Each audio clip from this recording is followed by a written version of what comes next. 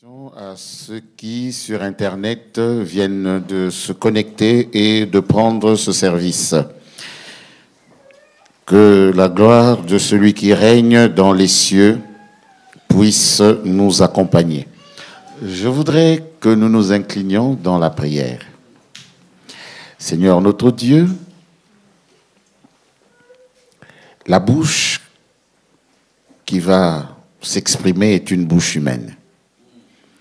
Et franchement, ce que j'ai à dire n'est pas intéressant. Et ce peuple n'est pas venu si nombreux pour m'entendre parler.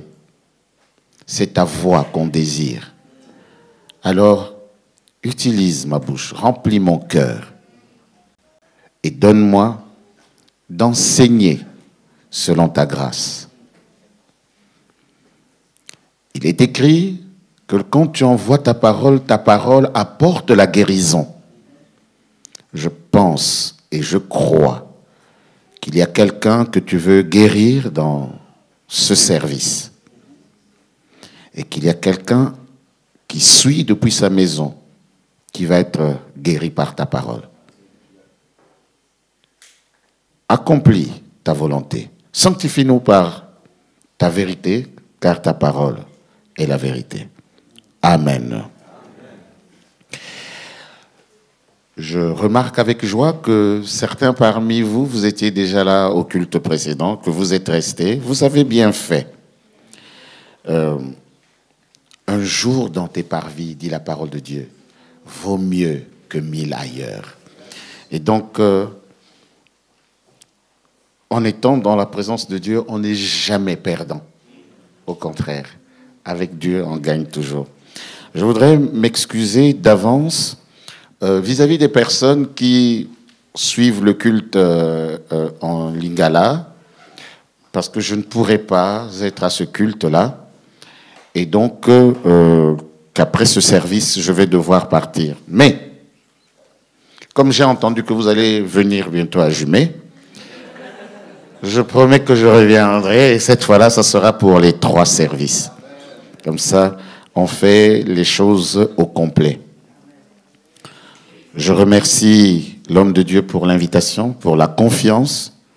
Je peux dire devant tout le monde, je vous aime beaucoup. J'ai beaucoup de respect pour vous et je suis reconnaissant à Dieu de m'avoir permis de faire votre rencontre. Vous êtes une personne, quand on prononce le nom, je vois serviteur de Dieu. Voilà.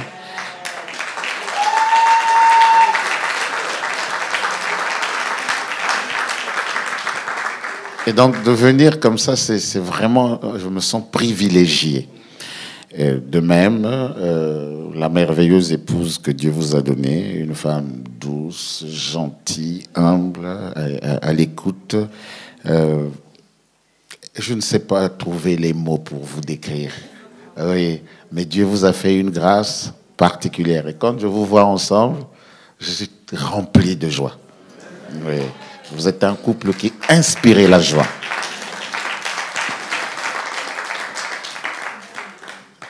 À côté de cela, Dieu vous a donné aussi une maison bénie, une famille bénie, des enfants merveilleux que nous apprécions beaucoup.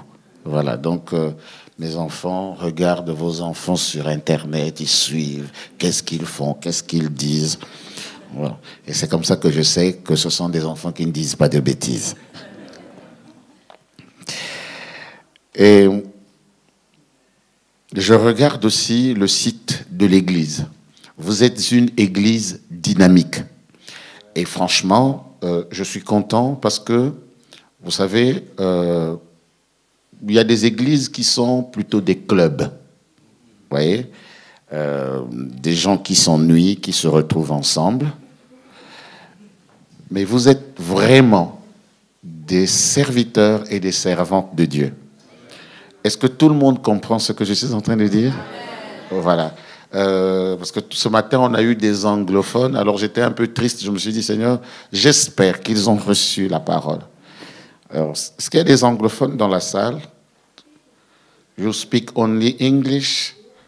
Please lift up your hand. OK. Est-ce que quelqu'un est à côté pour traduire? OK, s'il vous plaît, traduisez parce que c'est très important que personne ne soit privé de la grâce de Dieu. Tout à l'heure, je voyais mon épouse se livrer à un exercice qu'elle aime bien. De prendre la parole devant tout le monde. J'essaie de l'encourager, mais c'est vraiment pas son truc. Hein. Elle est plutôt, elle va parler à une personne, puis à une autre, mais comme ça, c'est un exploit que vous avez réussi à faire. Mais dans les réunions des dames, ça va, elle se sent à l'aise. Mais quand c'est tout le monde comme ça, oh là là. Et alors, ce qu'elle essayait de vous dire, c'est que lorsque qu'elle m'a rencontré, j'étais démuni. Donc lorsque j'étais étudiant, j'avais fait une petite entreprise personnelle pour subvenir à mes besoins, payer mes factures. Donc, je faisais du transport. Et puis, quand il a fallu se marier, il fallait décider où s'installer. Elle avait un emploi stable, fixe, et elle habitait à Charleroi. Moi, j'étais à Bruxelles. Et d'ailleurs, assez bizarrement, quand on s'est mariés, le bourgmestre de Woluwe m'a écrit une jolie lettre. J'étais encore étudiant. Hein, et il m'a écrit une lettre, j'étais en train de terminer mes études. Et puis, il dit, voilà, si vous voulez, je vous donne un appartement où vous allez vivre ici à Woluwe. Et la commune de Woluwe, c'est... Alors, je regarde le courrier, je dis, oui, c'est tentant. Mais moi, j'étais dans une situation vraiment précaire, que elle était déjà stabilisée. Je me suis dit, je suis presque certain que les gens vont critiquer mon choix, mais j'ai la conviction que c'est moi qui vais me déplacer vers elle. Il ne faut pas faire le macho, stupide. Hein, vous comprenez? On dit, oh non, c'est moi l'homme, tu viens. Et puis après, vous recommencez déjà ce que Dieu a établi. Non. Vous partez sur la base de ce que Dieu vous donne. Et comme elle l'a dit au premier culte, malgré le fait que j'étais au chômage, elle n'essayait pas de gonfler les épaules. En tout cas, voilà, on était à égalité. C'était mon épouse, j'étais son époux. Elle avait fait dupliquer la carte. Donc, je n'avais pas besoin de lui dire, toi qui travailles et avec ton bon salaire, est-ce que s'il te plaît, tu ne voudrais pas, je te supplie, m'accorder la grâce de faire une petite course? Non. Quand j'avais besoin de faire quelque chose, je faisais, puisque de toutes les façons, c'est moi qui étais à la maison, donc c'est moi qui faisais la majorité des courses. Même si ce n'est pas une bonne idée. Mais, vous comprenez que, finalement, elle a gardé beaucoup d'humilité et beaucoup de confiance en Dieu. Et quand j'ai eu le tout premier emploi que j'ai occupé lorsque nous étions mariés, je collais des timbres sur les enveloppes de la Commission européenne. Donc, je vous assure, quand la journée était finie, c'était beaucoup de travail. Et vous savez, je gagnais 10 euros. Non, c'était 10 euros, je ne sais pas combien. Enfin, rien. Je gagnais rien. C'était vraiment rien insignificatif. Donc, c'était juste pour ne pas rester les bras croisés et que les gens voient que, bon, voilà, il sort quand même, il va travailler. Et donc, quand je revenais de là, j'étais totalement déprimé. Et c'est elle qui m'encourageait. Non, il ne faut pas continuer tout ça. Je partais chercher du travail. Et un jour, on m'a dit, il y a un travail, parce que j'ai fait une formation de mécanicien. Et donc, on me dit, non, il y a un travail, bon, c'est pour réparer des vélos. Je dis, ok, c'est pas comme des voitures, mais bon, c'est déjà un boulot. Je vais me présenter. J'arrive, on me dit, mais monsieur, qu'est-ce que vous venez faire? Je dis, ben, je viens me présenter pour la place. Elle dit, ah non, elle a déjà été prise. Et puis, j'étais là, tout découragé. Je dis, c'est pas possible. Et le monsieur, dès que je sors, il téléphone au service de l'emploi pour dire, mais nous, on vous a demandé quelqu'un, vous n'envoyez personne. Je dis, ben si, on vous a envoyé quelqu'un. Il dit, ah ben non, il ne s'est pas présenté. Et finalement, quand je vais, heureusement, je retourne là-bas. Le type était fâché, il dit, bah, il vient demander le boulot, on l'envoie, il ne va même pas se présenter. Et puis j'arrive. Mais qu'est-ce que vous faites ici? Il dit, bah, je viens le revoir. Pourquoi? Et parce que le boulot que vous m'avez proposé, il était déjà pris. Il dit, mais non, le type vient de m'appeler, il dit qu'il vous attend, vous vous êtes pas présenté. Je dis, ah non, j'y étais, voilà, je me suis présenté.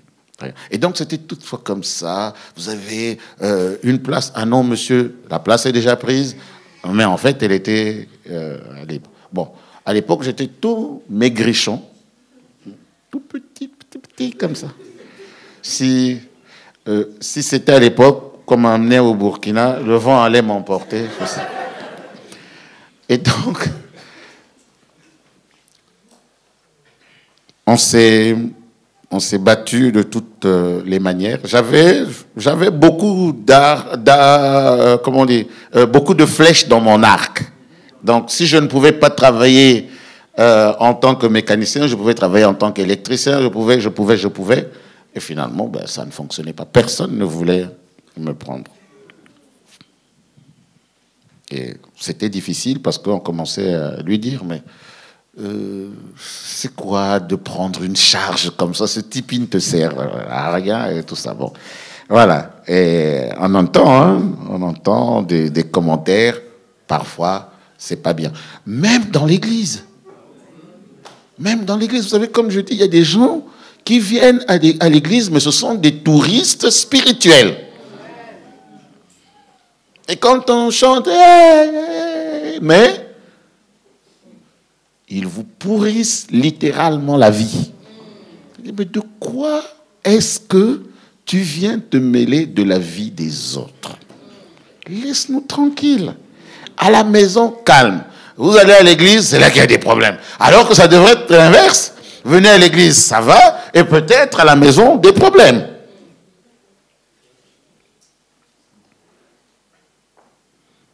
Ensuite, j'ai eu mon premier emploi dans l'enseignement. Quelqu'un m'a dit, mais va présenter ta candidature parce que on est en train de chercher des enseignants. Avec tes diplômes, qu'est-ce que tu fais là? Je me présente, on me prend. Ah, fantastique. Mais bon, bien aimé, nous aimons, en tant qu'être humain, nous déconsidérer. Et donc, moi, je suis allé chercher un tout petit poste. J'étais enseignant. Malgré mon diplôme, je suis allé chercher un instituteur. Et en Belgique, le diplôme ne compte pas. On ne te paye pas en fonction de ton diplôme. Donc, si tu as un doctorat, si tu fais le travail d'ouvrier, ben, on va te payer comme un ouvrier. Et donc, non, les Américains ne font pas comme ça. Les Américains vont te payer, ils ne s'occupent justement pas de ton diplôme, mais de ce que tu es capable de faire. Donc, quand ils peuvent tirer le maximum de toi, ils vont le faire. Bon, ici, on t'enferme dans une boîte, c'est à toi de sortir. J'avais un tout petit salaire. Je ne sais pas si ce n'était pas la moitié de ce que mon épouse gagnait. Je travaillais à plein temps, mais c'était tout petit. Là encore, elle ne s'est pas vantée de dire, voilà. Parce que nous disons ça, pourquoi? Parce que nous avons rencontré des femmes, parce qu'elles gagnent plus que son mari. Ah, c'est fini, hein? Le mari n'a pas droit au chapitre. Tu ne peux pas faire des propositions. Tu ne peux pas donner ton avis parce que c'est elle la chef, parce que c'est elle qui, c'est son argent, etc. Et elle te le fait voir, elle te le fait savoir et elle te le fait comprendre. Et donc vous voyez le pauvre frère quand il est à l'église, Alléluia, amen. Le culte fini, il n'est pas content. Vous vous dites, waouh, quel amour du Seigneur. Non, il ne veut pas rentrer à la maison. Il y a la chaleur et alors il salue tout le monde, il parle avec tout le monde. Le pasteur veut partir. Non, pasteur, je voudrais encore vous parler. Vous le parler tout à l'heure. Oui, il y a un truc que j'ai oublié. Je ne dis pas que si vous oubliez des choses, n'allez pas parler au pasteur. Hein? Mais bon, tout le temps, tout le temps, tout le temps. Et quand vous allez vous gratter bien, il y a la chaleur infernale. Parce que vous savez, il y a la chaleur de Dieu, il y a la chaleur de l'enfer. Et donc, il y a des foyers dans lesquels il y a une chaleur infernale. Et pendant que je suis en train de parler, le Seigneur est en train de me montrer deux personnes, deux foyers parmi nous ici, où ça brûle, c'est chaud. Madame est en train de vouloir quitter la maison. Elle est en train de réfléchir. Tu crains la parole de Dieu pour ne pas quitter ton mari, mais tu en as marre, tu as envie de partir. Sache que le Seigneur te dit, mets-toi à la prière, l'année de l'excellence. Écoutez, mes bien-aimés. La deuxième année, il y a eu un grand miracle qui s'est opéré. Finalement, Dieu m'a mis le travail au niveau du diplôme que j'avais. Et j'ai commencé à gagner plus que mon épouse. Bon, mais puisque lorsque elle gagnait plus, on avait une certaine vie. Mais lorsque c'est moi qui ai commencé à gagner plus, notre vie a continué. Imaginez un peu si, justement, elle m'avait fait des histoires, des ennuis, des problèmes, du genre vraiment, tu touches pas, tu bouges pas et tout ça. J'allais changer ma démarche. Hein. C'est comme ça que vous voyez quelqu'un qui commence maintenant à marcher comme ça. Juste pour qu'on remarque qu'il est là.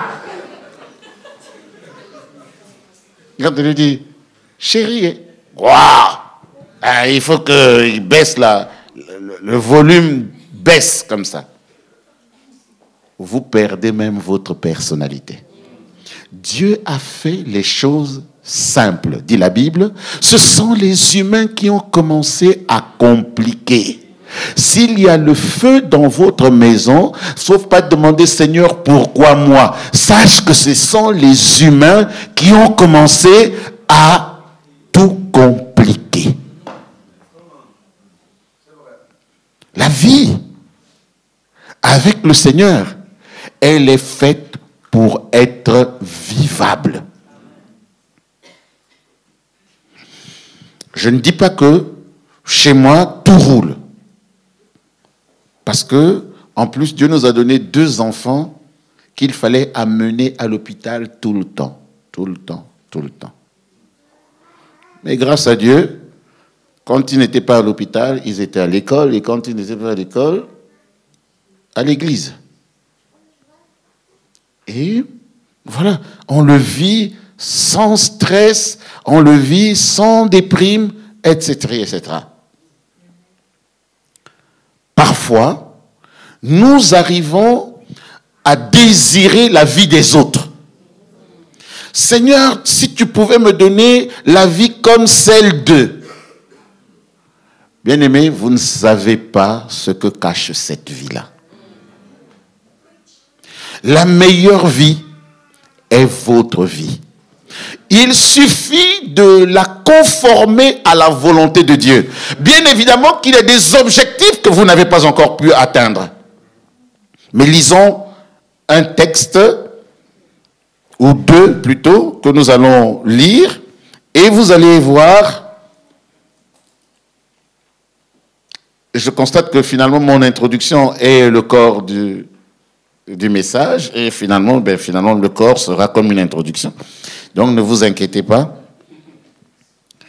Le texte est dans Juges chapitre 6, et nous allons, pour ce culte-ci, ne lire que le verset 14. Ensuite, nous lirons un second texte. Juges 6, 14. Puis, nous lirons dans le livre de la Genèse au chapitre 27. Si vous avez trouvé, Juge 6, 14. Et donc il est question de Gédéon qui est en train de parler à l'Éternel. Et il est dit, l'Éternel se tourna vers lui et dit, va avec cette force que tu as et délivre Israël de la main de Madian. N'est-ce pas moi qui t'envoie? Alors, le second texte est un texte que nous connaissons tous, parce qu'on le lit, on le relit, et moi je ne m'en lasse pas tellement que c'est un trésor. Il est écrit au chapitre 27, à partir du verset 1, Isaac devenait vieux. Ses yeux s'étaient affaiblis au point qu'il ne voyait plus. Alors il appela Ésaü, son fils aîné, et lui dit, mon fils. Et il lui répondit, me voici. Isaac dit, voici donc, je suis vieux, je ne connais pas, le jour de ma mort. Maintenant donc, je te prie, prends tes armes, ton carquois et ton arc, va dans les champs et chasse-moi du gibier. Fais-moi un mets comme j'aime et apporte-le-moi à manger afin que mon âme te bénisse avant que je meure. Rebecca écouta ce qu'Isaac disait à Ésaü son fils, et Ésaü s'en alla dans les champs pour chasser du gibier et pour le rapporter. Puis Rebecca dit à Jacob, son fils, voici, j'ai entendu ton père qui parlait ainsi à Ésaü ton frère. Apporte-moi du gibier et fais-moi un mets que je mangerai. Et je te bénirai devant l'Éternel avant ma mort. Maintenant, mon fils, écoute ma voix à l'égard de ce que je te commande. Va me prendre au troupeau 2 bons chevreaux, j'en ferai pour ton père un mets comme il aime. Amen. Tout à l'heure, quand j'ai parlé, j'avais annoncé un thème, va avec la force que tu as. Seulement, à ce deuxième culte, je vais faire un genre de sous-thème qui est tes chevreaux valent plus que du gibier. Tes chevreaux valent plus que du gibier. Pourquoi est-ce que j'ai choisi ça? Parce que vous voyez que dans le plan d'Isaac, dans la vision d'Isaac, il voulait bénir son fils. Il voulait bénir son fils. Et quel fils voulait-il bénir? Son fils aîné. Dans la réalité, retenez bien, je précise, dans la réalité, le fils aîné, c'était Ésaü. Mais cette réalité n'était pas la vérité. Parce que Ésaü avait lui-même vendu son droit d'aînesse. Ce qui faisait qu'il soit aîné, il l'avait vendu volontairement. Pourquoi? Parce qu'il avait refusé de jeûner. Il avait eu faim et il lui fallait un peu de nourriture. Et pour un peu de nourriture, il a vendu sa responsabilité. Ça montrait devant Dieu et devant les hommes qu'il n'était pas digne de cette responsabilité. Vous savez, tout à l'heure, je parlais de ce qui se passe dans les maisons, dans les foyers. Je vous assure que beaucoup de gens aiment bien quand on prêche « l'homme est le chef de la femme ». Oui, c'est vrai. Mais combien d'hommes sont les chefs véritables de leurs femmes dans les maisons? Pas chef dictateur. Pas chef proclamateur, mais un chef réel qui prend ses responsabilités dans la maison. Tu ne sais même pas quel est l'état de ta maison. Tu ne sais même pas qui a besoin de quoi. Il y a même des parents qui ne connaissent pas les noms de leurs enfants. Tu es chef de quoi? Ils ont vendu leur responsabilité à leurs épouses. Et donc, vous voyez, la pauvre épouse, elle est à la fois monsieur, elle est à la fois madame. Ça ne doit pas être comme ça. Vous ne pouvez pas être béni dans ces conditions-là. Vous cherchez du gibier. Vous êtes dans la forêt. Vous cherchez de la chasse. Mais il suffit de chevreaux. Alléluia. Il y a des gens qui courent à gauche, tu cours. Tu penses que, voilà, ta femme attend beaucoup de choses. Tu veux lui offrir ceci, tu veux lui offrir ce. Mais est-ce que tu sais ce dont elle a besoin? Pourquoi tu ne lui parles pas? Pourquoi tu ne lui demandes pas ce qui lui ferait plaisir? Parfois, on est surpris, soi-disant par degré de spiritualité élevé, vous rencontrez des chrétiens qui n'ont jamais dit à leurs épouses qu'ils les aimaient. Parce que, ah non, il est trop spirituel.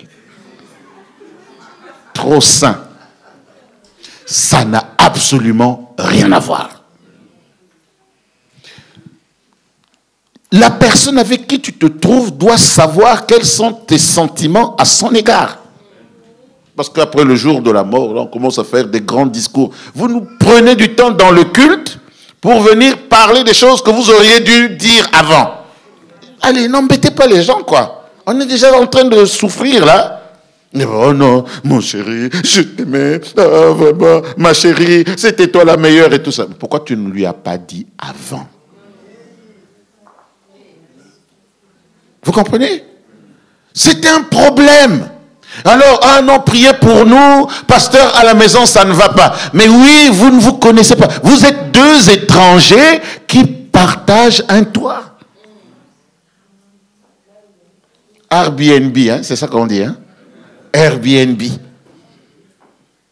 L'un vient de là, l'autre vient de là, et puis bon, voilà, on paye l'électricité ensemble, on paye l'eau ensemble et tout, mais à part ça, on ne se connaît même pas. Or, il est écrit, Adam connut Ève. C'est le point de départ. Vous ne pouvez pas développer une spiritualité correcte, vous ne pouvez pas développer une spiritualité convenable si déjà vous qui êtes les plus proches, vous n'avez pas de communion. Comment vous pouvez avoir la communion avec Dieu si vous n'avez pas une communion dans votre maison? Dieu ne bénit pas les familles en conflit. Que quelqu'un dise Amen. Amen. Si vous voulez voir la bénédiction, l'excellence dans votre famille doit commencer par la compréhension mutuelle, par l'échange, par le dialogue, par le partage d'un amour mutuel. C'est bizarre, c'est pas ce que j'ai écrit. Bon, mais moi je me laisse guider, hein? Je me laisse guider.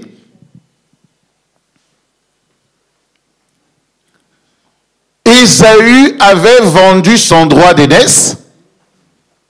Et lorsqu'il a fallu maintenant récolter les bénéfices du droit d'aînesse, il est venu se présenter. Oh, monsieur Ésaü, c'est quoi ton problème? Tu croyais que quand tu vendais là, c'était une blague? Bien aimé, la vie n'est pas une blague. La vie est une réalité.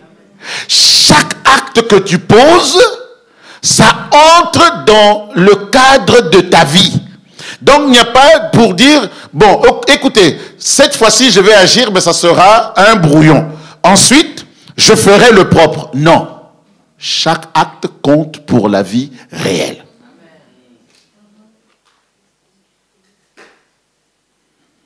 Tout le temps que tu passes loin de Dieu, c'est du temps perdu.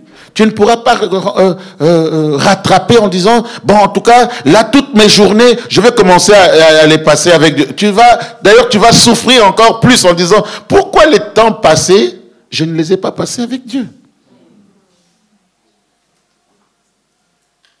Si tu as un esprit d'Ésaü qui consiste à croire qu'on peut semer pour récolter autre chose, il faut que ça change. Parce que tu entres dans l'année de l'excellence. Lui, il croyait qu'il pouvait gagner de toutes parts. Non. Si tu gagnes chez Satan, tu perdras chez Dieu. Si tu gagnes dans le monde, tu perdras dans l'église. Tu ne peux pas gagner à tous les râteliers. Tu ne peux pas aller manger partout.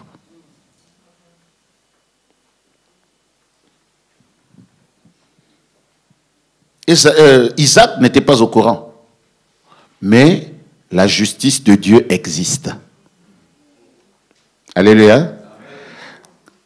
Mettez-vous en confiance en sachant que la justice de Dieu existe. Peut-être qu'il y a quelqu'un qui est en train d'essayer de voler votre bénédiction. Comme je disais ce matin, parfois vous allez dans une entreprise, il y a quelqu'un qui est là à faire des rapports contre vous.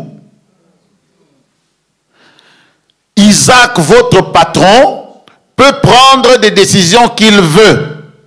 Sachez que vous devez vous en tenir à vos chevreaux parce que de là viendra la bénédiction.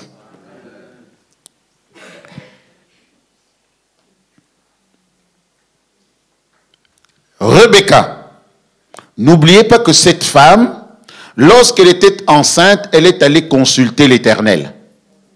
Et on lui a dit, dans votre ventre, il y a 2 nations. Celui qui viendra le premier ne sera pas l'aîné. Il n'y a que chez Dieu qu'on entend des choses comme ça. Parce que normalement, l'aîné, c'est le premier.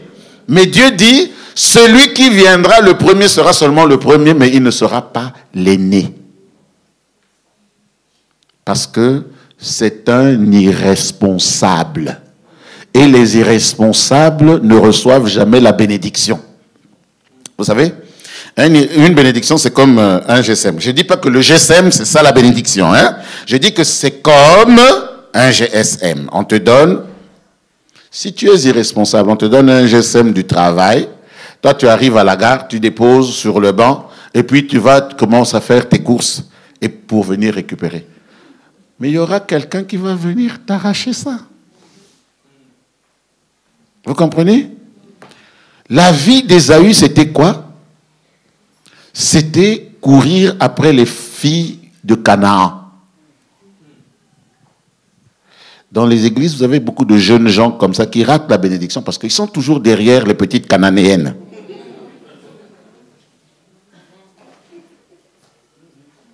Il y a aussi des filles qui suivent des Cananéens. Fuyez les Cananéens. Quelqu'un dit Amen? Amen. Les Cananéens, c'est ceux qui n'appartiennent pas au peuple de Dieu, là. Quand mon épouse disait, merci d'avoir dit ça. Les gens croient que c'est parce que tu es actif sur Internet que c'est comme ça que tu vas rencontrer ton partenaire. Bon, peut-être que ça a fonctionné pour les uns. Mais encore. Tu portes la robe, mais ce qui se passe derrière, on ne sait jamais. Bon, nous avons une nièce non loin d'ici. Quoi, 20 minutes, peut-être qu'elle habite d'ici à 20 minutes. Marilyn, c'est quoi sa ville déjà? Aubange ou Aubange. Bon. Elle habite à Aubange. Cette fille, quand elle sortait, c'était pour partir à l'école ou bien pour partir à l'église. Elle n'est jamais allée s'asseoir sur Internet, fille, recherche, garçon. Non. Non. Mais elle s'est mariée à un garçon qui a étudié, vécu aux États-Unis. Ce n'est pas elle qui est allée chercher le mari, c'est le mari qui est venu la chercher. Il disait, non, j'ai l'âge de me marier, j'ai besoin de quelqu'un. Les gens disent, on connaît quelqu'un. On est allé lui parler. Il y a un homme, elle ne connaissait pas ces choses-là. Oh non, petit ami, grand ami, petit copain, grand copain. Il n'y avait pas dans sa vie. Le temps de Dieu, en qui elle avait confiance, est arrivé. Les choses se sont faites. Elle a quoi? 3, 4 enfants? 3 enfants. 3 enfants. Dans un très bon mariage. Alléluia. Oubliez les Cananéens. Parce que parfois les gens sont tellement désespérés, ils commencent à courir après les Cananéens. Oh, pasteur, vraiment, je ne sais pas quoi faire. Bon, je suis obligé. Obligé par qui?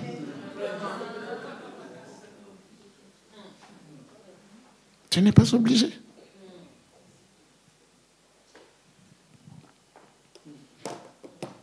Et c'était le travail d'Ésaü. Une Cananéenne ne pouvait pas passer. Hop, il était collé.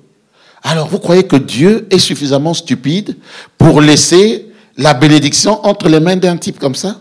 Non. Vous savez que celui-ci, si je lui donne, il vend le droit d'aînesse pour la nourriture. Mais une Cananéenne va lui dire, donne-moi la bénédiction là, elle va tout lui donner. Il était né le premier, mais il n'était pas l'aîné.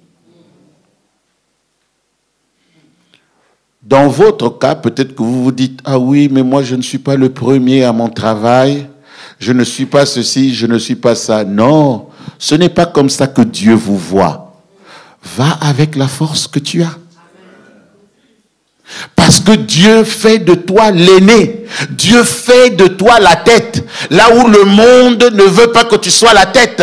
Là où le monde, les critères du monde ne correspondent pas pour que tu sois la tête. Dieu fait de toi la tête. Il dit que c'est maintenant toi l'aîné. Et comme Rebecca était partie chez Dieu pour consulter et qu'on lui avait dit que c'est Jacob qui allait recevoir la bénédiction. Elle a dit, ok, ton père attend du gibier. Ce n'est pas grave. Nous allons apporter des chevreaux. Ce n'est pas du tout la même chose.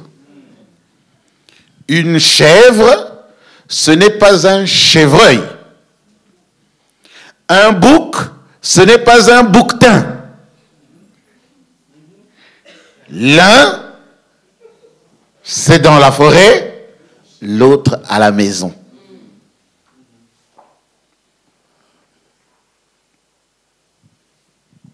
Mais ton chevreau est suffisant pour déclencher la bénédiction. Parfois, on souffre beaucoup. On court là, tu vas dans la forêt avec ton... Vous savez qu'à l'époque, aujourd'hui, tu as un calibre 12, tu vois la biche là-bas, bang, tu ne bouges pas. C'est la biche qui tombe. D'accord? Mais à l'époque, il fallait courir très vite.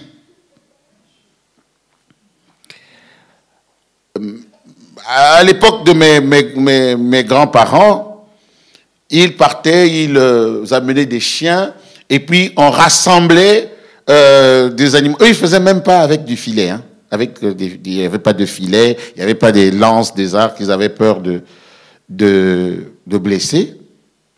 Ils couraient après les gazelles. On les rassemble dans un endroit et hop, commence à courir, tu cibles, et ils tombent dessus. Pas facile. Mais toute cette souffrance, toute cette douleur, Dieu te l'épargne. Parce qu'il veut que tu ailles dans l'enclos, que tu prennes le chevreau qui est là. Pas besoin de courir. Pas besoin de te fatiguer. Pas besoin de te lamenter. L'Éternel est avec toi. L'Éternel bénira ce que tu as. Parce que la bénédiction ne dépend pas de ce que tu as. La bénédiction dépend de ce que tu es. C'est ce que tu es. Car tu vas te poser la question de savoir, mais qui suis-je? Qui suis-je? La réponse est simple. Tu es la personne à qui Dieu a fait des promesses. Il y a la promesse de Dieu sur toi. Voyez ce que nous avons lu tout à l'heure. 2020. Ce n'est pas des slogans. Ne considérez pas ça comme des slogans, mais sachez que la parole de Dieu est une parole qui prend de la vie. C'est une parole qui se réalise. C'est une parole qui se matérialise. Alors il y a quelque chose qui va se matérialiser pour toi. Amen. Laisse les gens courir. Laisse les gens souffrir. Vous savez, je peux le dire. Il y a des moments où mon épouse et moi, quand on est dans notre chambre, on est reconnaissant à Dieu en disant, finalement, il y a beaucoup de choses pour lesquelles nous ne courons pas. Il y a beaucoup de choses pour lesquelles on ne court pas. On est là, on place notre confiance en Dieu et il suffit d'y penser, hop, ça arrive. À une certaine époque, je ne faisais plus le ministère pastoral.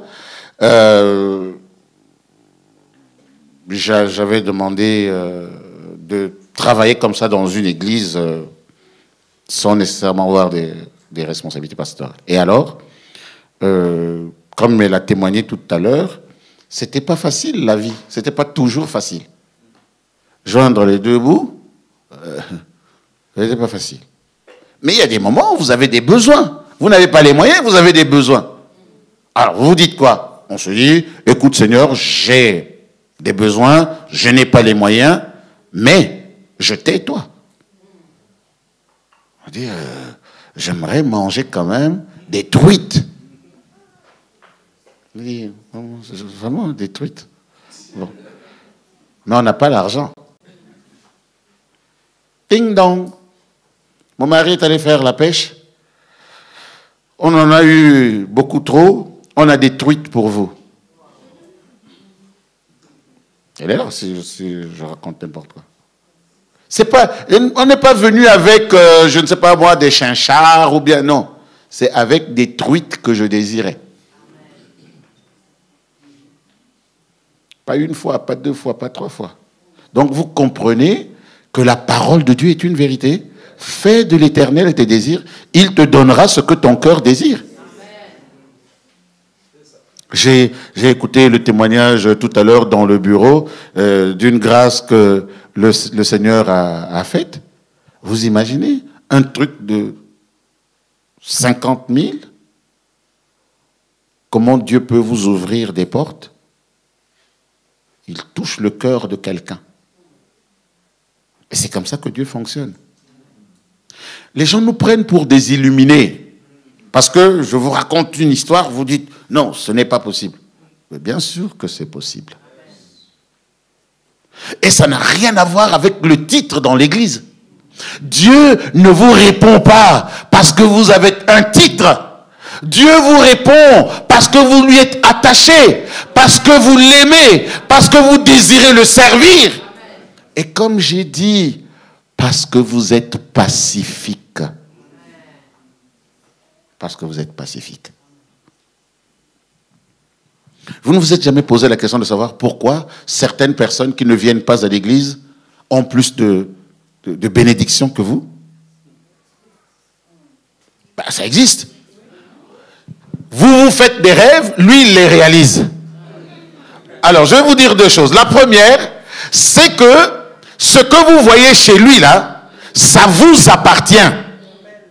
C'est à vous. C'est grâce à vos prières que lui, il a reçu ça. Vous dites, ah bon, mais qu'est-ce qu'il raconte ce monsieur? C'est la Bible qui le dit.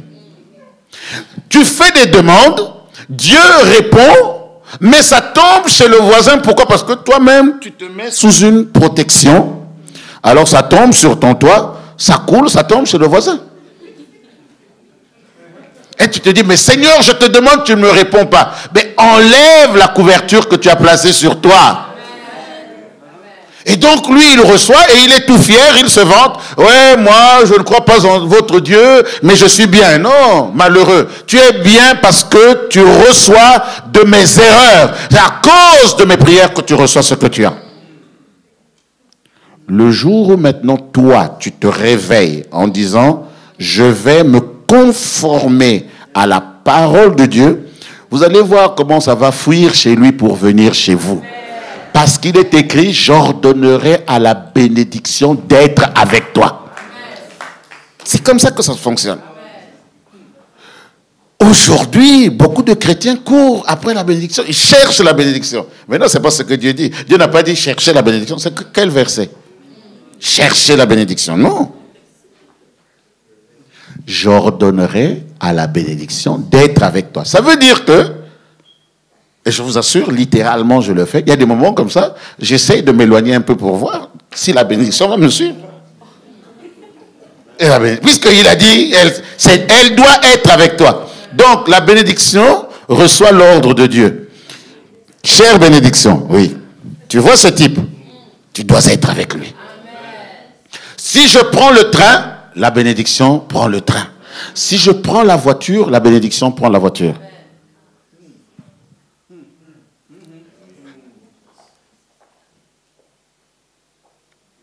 La dernière fois que j'ai fermé ma maison à clé, nous étions en route vers la France. On avait placé un système d'alarme. Et puis, je ne sais même plus à quel niveau on était arrivé. La police nous appelle. Il faut vite revenir parce que votre alarme s'est affolée. On arrive là. Il n'y avait rien. Rien du tout. C'est juste un dysfonctionnement. Tu me prives d'aller là où je veux aller, juste pour tes caprices. Et puis, on a laissé tomber cette histoire, parce que si ça sonne quand il n'y a pas de voleurs, ça pourrait aussi ne pas sonner quand il y aura des voleurs.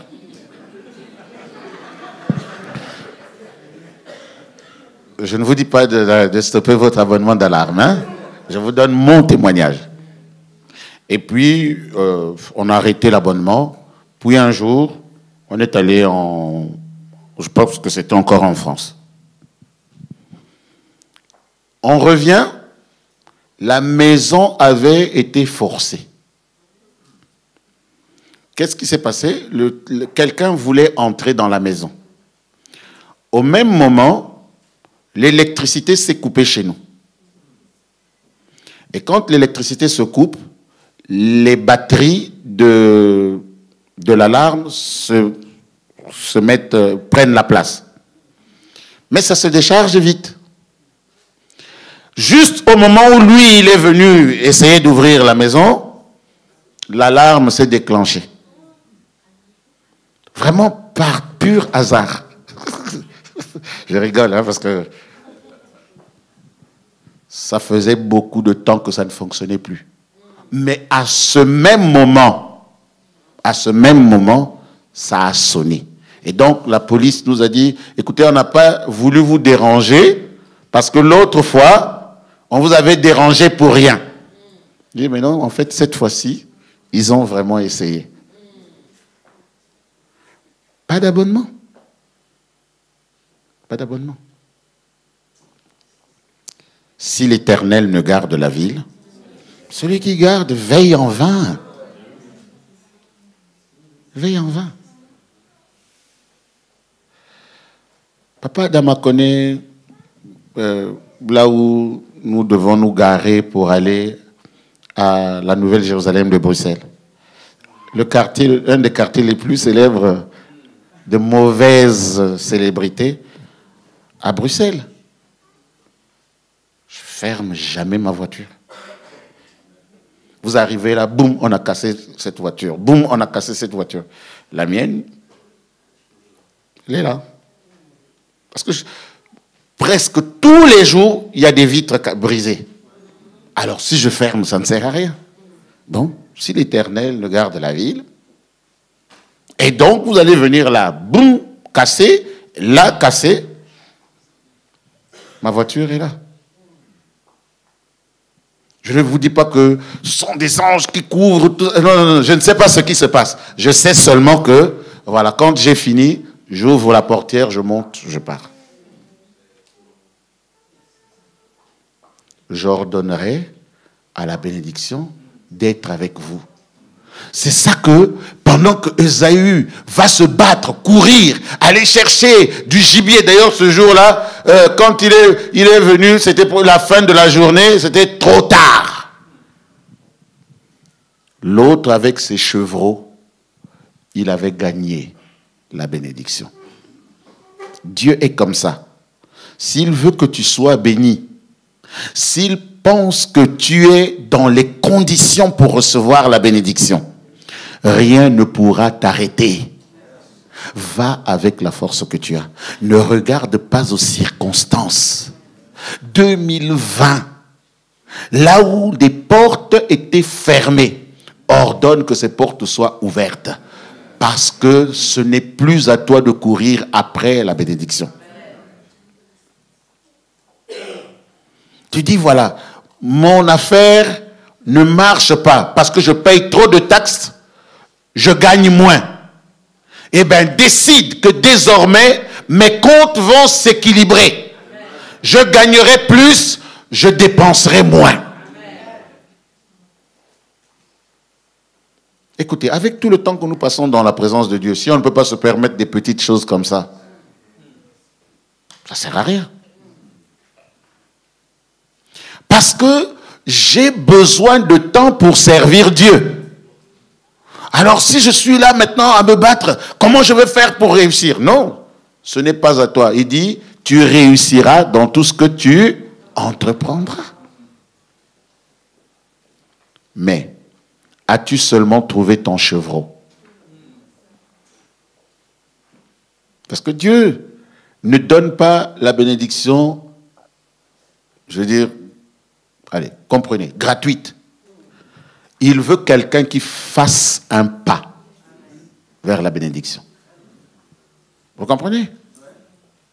Parce que si tu regardes des films pornographiques chez toi et que tu veux que Dieu te donne des enfants sages, non, tu te trompes. Ça ne fonctionnera pas. Ça ne fonctionnera pas.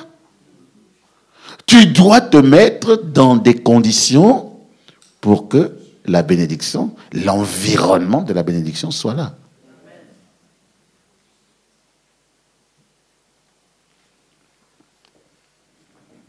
Cette bénédiction-là, souvent les gens ont une image un peu tronquée de ce que c'est. En réalité, la bénédiction, c'est un ange que Dieu affecte auprès de vous. Et voilà, c'est comme si on vous donne un adjoint qui, lorsque vous devez faire ceci, dit, oh patron, pas bouger. Lui, il le fait. Ah, ça, c'est mon domaine. Lui, il le fait. Même des choses qui vous semblent impossibles, c'est lui qui est là pour briser l'impossible. Mais les anges ne sont pas comme nous. Ils ne vont pas accepter toutes les conditions. Les anges ne sont pas comme nous. Ils ne vont pas se laisser aller à nos bêtises. Parce que comme disait l'ange Gabriel à Zacharie, il dit, Zacharie, tu me prends pour qui? Moi, je me tiens devant l'Éternel tous les jours, tout le temps. Et donc, si tu commences à faire comme ci, comme ça, moi, je me retire.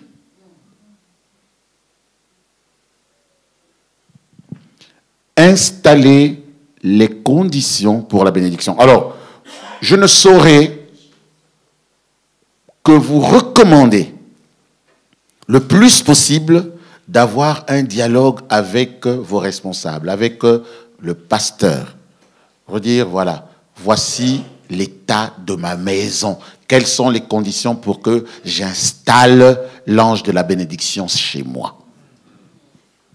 Alors, vous verrez que non seulement 2020 sera l'année de l'excellence, mais ça sera une excellence excellente. Je vais vous arrêter ici mon message, en espérant que le Seigneur est allé dans les profondeurs de ton cœur Et qu'il est en train de te faire comprendre que si jusqu'ici, certaines choses ne se sont pas encore déclenchées, ce n'est pas parce qu'il n'a pas écouté ta prière. Si il a écouté ta prière, si il sait ce dont tu as besoin, mais maintenant, la main qu'il t'a tendue, est-ce que tu es prête à la prendre? Est-ce que tu es prête à chercher un chevreau pour venir apporter ne serait-ce que le chevreau, parce que de toutes les façons, le gibier, ce n'est pas ton truc. Ce n'est pas ta spécialité. Il ne faut pas t'improviser. C'est-à-dire, ah oui, Isaac attend du gibier, et moi aussi je vais vite courir avec mon arc et mes flèches. Et tu vas tirer là, pendant des journées entières, tu n'auras rien. Il y a des moments où, quand on dit, voilà, il y a une place à prendre à telle entreprise, il ne faut pas d'abord courir avec le CV. Tu te mets à genoux. Tout le monde dit, mais il faut vite se précipiter. À genoux d'abord. Seigneur, cette place-là, elle m'intéresse. Je ne sais pas si toi tu as des raisons pour que je n'y aille pas. Sinon, j'y vais. Rends favorable toutes les personnes que je vais rencontrer. Alléluia.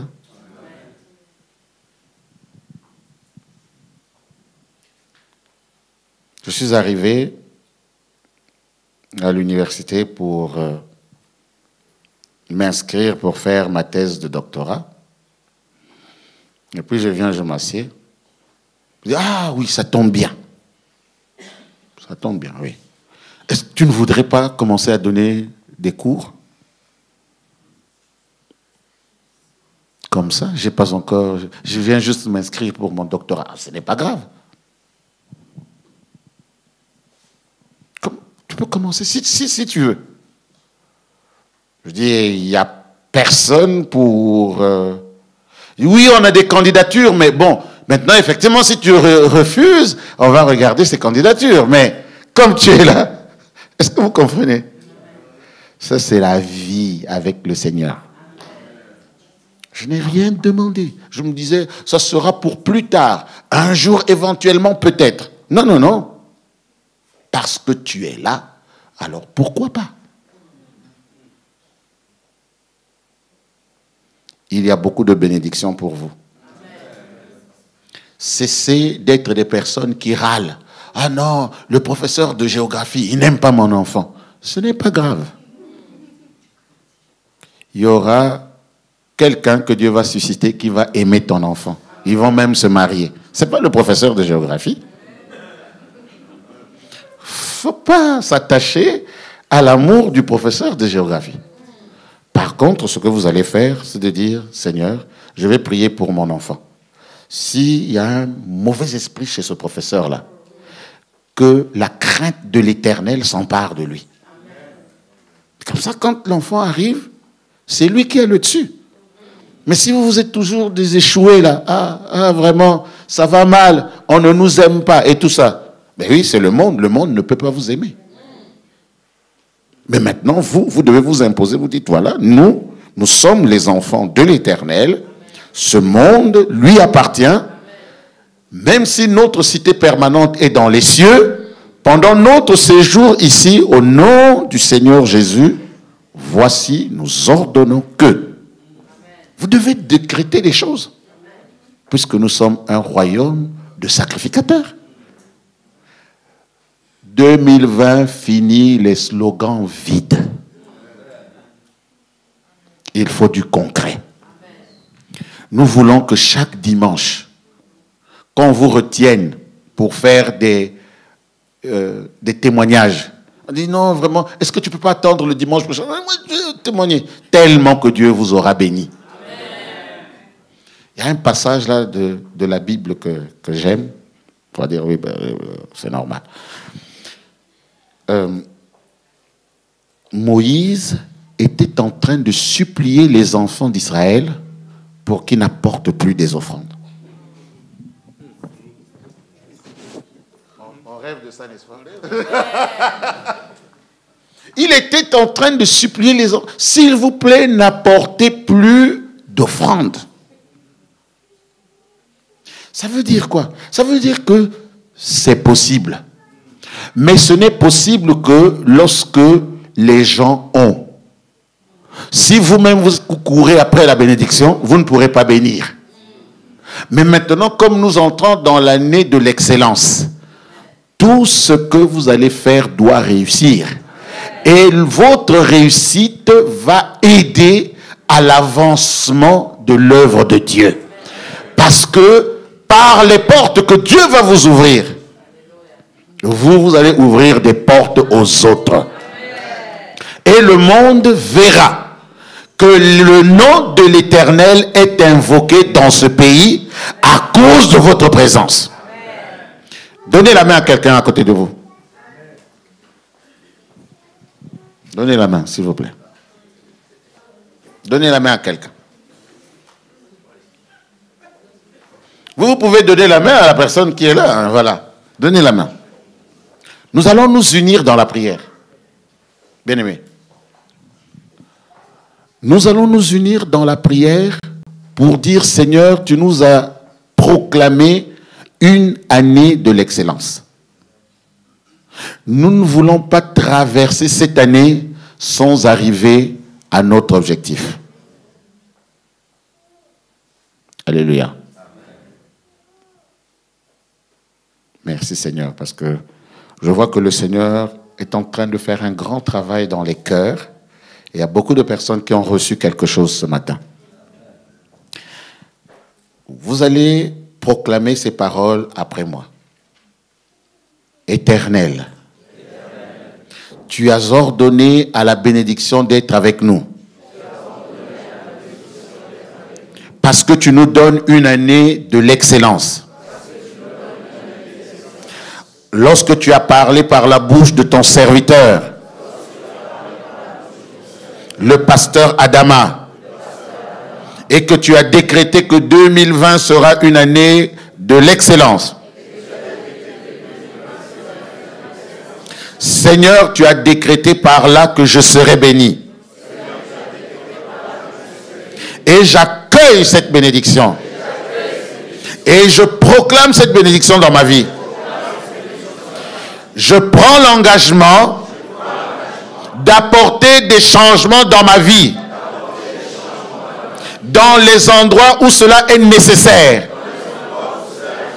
Je prends l'engagement de voir plus loin avec toi, par la puissance de ton Saint-Esprit, afin de savoir exactement ce que je dois faire pour semer dans ton champ et récolter au temps favorable. Que l'œuvre de mes mains soit bénie. Que mes paroles soient des paroles de bénédiction. Que mes actions soient bénies.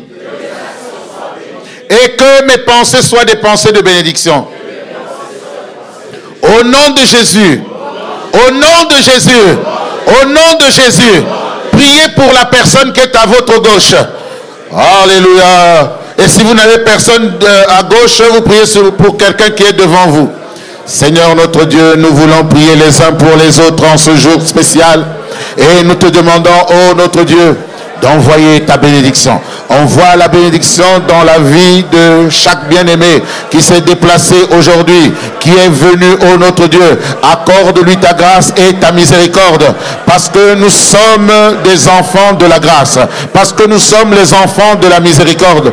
Tu ne veux pas que nous puissions perdre du temps dans des investissements inutiles, mais qu'au contraire que nous puissions investir dans le soutien aux autres, quelque chose d'utile dans la société, quelque chose utile pour la vie familiale. Oh notre Dieu, nous te bénissons parce que tu es ce Dieu. Alléluia. Priez maintenant pour l'autre personne de l'autre côté. Tournez-vous de l'autre côté, priez pour cette personne-là.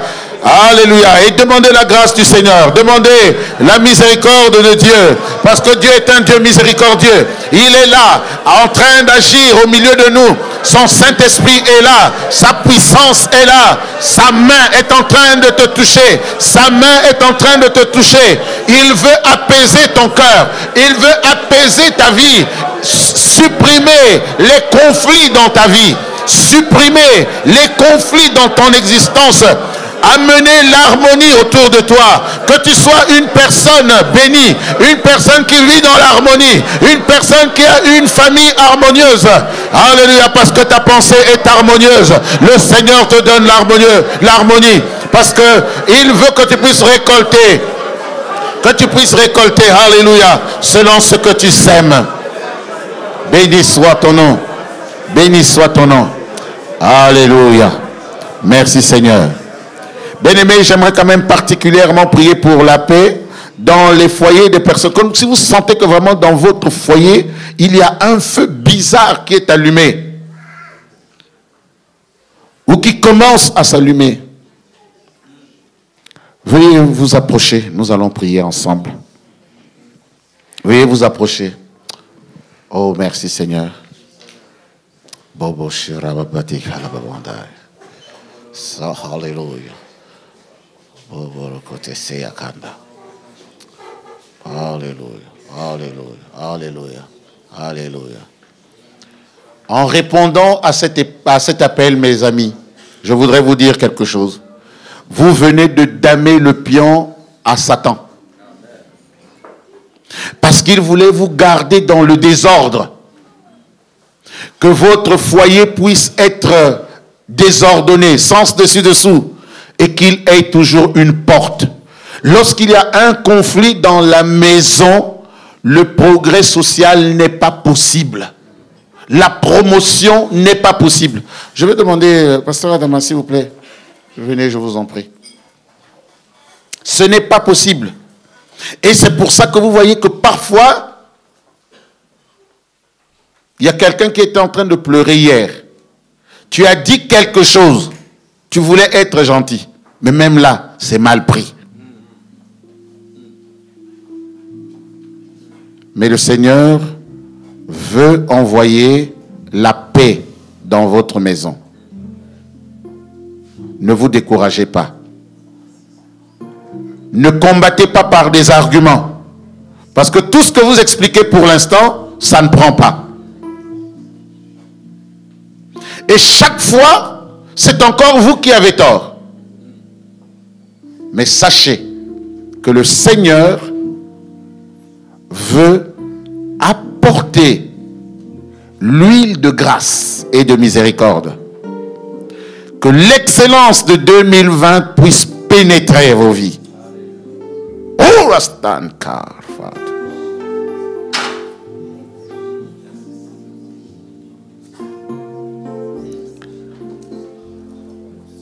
Que le feu, le seul qui soit admis dans votre maison, soit le feu de l'Éternel, le feu de la grâce et de la miséricorde. Alléluia. Parce que notre Dieu n'est pas un Dieu de désordre, mais un Dieu de paix.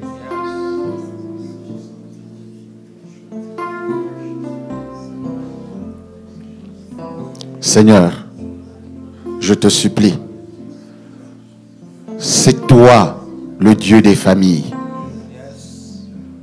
Tu te recommandes comme étant notre Père. Tu te recommandes comme étant le Dieu d'Abraham, le Dieu d'Isaac et le Dieu de Jacob.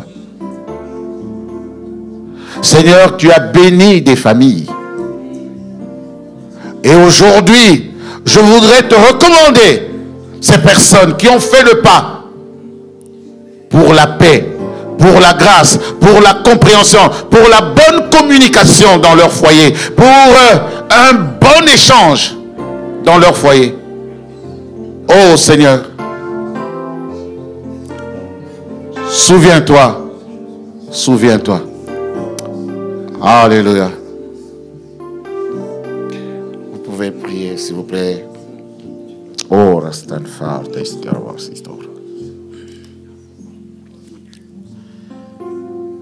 Seigneur, en effet, c'est de toi que toute famille dans les cieux et sur la terre tire son nom. Et toutes ces familles qui sont sur cette terre, ici à El Shaddai, nous te les amenons devant ton trône de la grâce. Pas devant le trône de jugement. Parce qu'il n'y a personne qui tiendrait devant toi. Fais-nous grâce. Fais-nous grâce. Fais-nous grâce. Que la paix revienne dans ces foyers. Que ta grâce continue de couler dans ces maisons. Et que ce que le diable a essayé de semer soit ôté maintenant au nom de Jésus. Que le programme du diable soit anéanti. Que les projets de ce monde des ténèbres soient arrêtés. Au nom de Jésus. Que le Dieu de paix se manifeste avec puissance dans ta maison.